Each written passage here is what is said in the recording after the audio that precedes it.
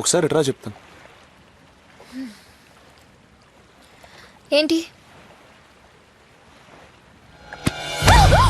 అబ్బే!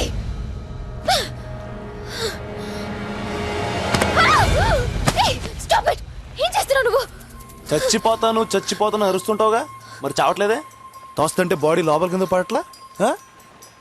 వస్తే మన బాడీలో ఇన్బిల్ట్ ఉంటుంది చావకూడదని.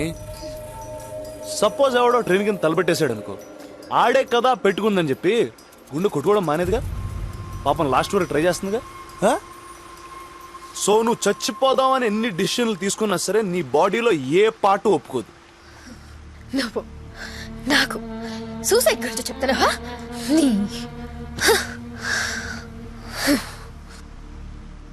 నేను పొడుచుకున్నాను కాబట్టే, ఆ చావు వరకు వెళ్ళొచ్చున్నాను కాబట్టే అనుభవంతో చెప్తున్నా.